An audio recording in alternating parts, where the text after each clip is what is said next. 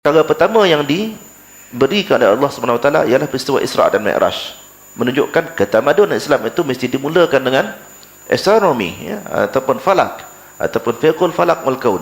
Dia hantar Rasulullah menggunakan kapal angkasa Buraq 1 tadi untuk sampai ke atas sana. Kemudian menjalah sampai ke sekarang tak ada seorang pun dalam dunia ini yang mampu untuk menyaingi Rasulullah di sudut kelajuan kapal angkasanya dan penyelidikan yang dibuat di sana, pertemuan dengan makhluk-makhluk di angkasa dan sebagainya. Dan saya ingat pada 3 tahun yang lepas kita ada buat satu human space seminar yang dibuat di Putrajaya. Dipanggil semua pakar-pakar astronomi ini berhimpun dan menceritakan tentang dapatan masing-masing. Seorang dari Rusia yang membentang ke atas kerja, tajuk dia The Man Who Invited Us to Space. Letakkan gambar Yuri Gagarin seperti yang Ustaz Zalan sebut tadi, ya. Semua orang kenal Yuri Gagarin, ya. Kenapa kita tidak cuba untuk memperkenalkan kepada dunia bahawasanya the man who invited us to the space yang sebenarnya ialah Rasulullah SAW. Sebab dengan adanya pengalaman astronomi itu, maka bangkitlah Islam ketika itu. Baik, setelah Islam mula jatuh, bagaimana Islam bangkit semula? Dia bangkit dengan penerokaan kepada angkasa, penciptaan astrolab, penyertaan robot berjaya, berbagai peralatan, adanya Baitul Hikmah, yang tokoh-tokohnya diminta oleh Ustaz Syafi'i tadi ialah Khawarizmi, misalnya Al-Biruni, Al-Buzjadi. Semua mereka ini adalah tokoh-tokoh yang telah mengenalikan Baitul Hikmah. Dengan berasaskan astronomi tadi, maka bangkitlah tamadun itu. Kemudian tamadun Islam berakhir. Siapa yang ambil alih? Barat selepas itu, selepas Renaissance. Selepas Dark Ages di Eropah, mereka bangkit. Yang pertama sekali mereka utamakan ialah astronomi.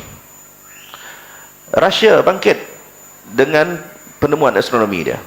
Amerika bangkit selepasnya dengan penemuan astronomi NASA. Kemudian dia attack Rusia bukan dengan peperangan. Dia attack sistem space dia. Setelah jatuh sekarang ni, Amerika pegang. Ketika itu Jepun datang pula, dan dia mengambil alih. Dia cuba majukan sistem astronomi dia. Maka dengan itu Jepun menjadi negara yang begitu maju. China yang terkenal dengan negara yang agak mundur satu masa dulu, bila dia menghantar angkasawan dan juga mengambil berat tentang space, ketika itu dia bangkit sebagai kuasa. Malaysia maju bila? Bermula pada tahun 75 Malaysia sebenarnya malu. Pada tahun itu juga adalah permulaan kerajaan kita mengambil berat tentang space, mewujudkan badan angkasa lepas, kemudian membina sebuah planetarium di Kuala Lumpur. Terbina planetarium itu pada tahun 1975.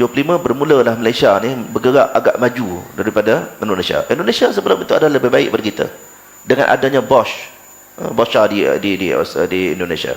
Tapi oleh kerana kerajaan Indonesia tidak mengambil berat terhadap Bosch itu, dibiarkan ITB ataupun ITB di Bandung, dibiarkan jatuh. Indonesia akhirnya entah ke mana. Begitulah, saya tak faham kenapa benda ini berlaku. Setiap kali manusia yang main berat terhadap angkasa lepas, ketika itulah negara itu akan maju dan bangkit semula. Jadi inilah saya katakan perkara menawi yang perlu kita ambil berat. Kalaulah misalnya kita di Malaysia ni, anak-anak kita dilatih, kita dah tahu tadi 80% daripada Islam kita berada dalam persekitaran astronomi dan juga falak. Kalau kita jadikan dia adalah satu pengajian wajib, lepas tahu akidah, lepas tahu Al-Quran, kita ajar dia tentang space, ajar tentang apa yang berlaku di alam maya ini, maka dengan itu dia akan bangkit. Kalau kita lihat ulama-ulama, tokoh-tokoh kita yang terdahulu, hampir kesemua mereka walaupun di kalangan fuqaha, ahli hadis kan dia, ahli fiqh kan dia akan ada satu dalam CV dia, wa akhaza ilmal fiqli an syekhihi kaza wa kaza. Dia telah mempelajari ilmu falak daripada syekhnya yang bernama sekian-sekian. Ini yang tak ada dalam CV ulama kita sekarang ini. Sepatutnya kita kena perkenalkan, sebab ini adalah ratu kepada ilmu sains, queen of science. Jadi dengan kita mengambil berat terhadap itu, maka pemberian secara maknawi, kekuatan Allah SWT kepada bangsa dan negara kita akan bertambah.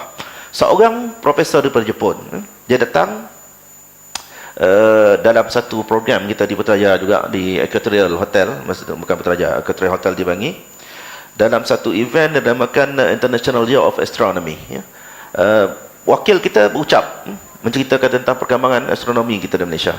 Kita cerita kita ada 6 buah observatories, balai cerap,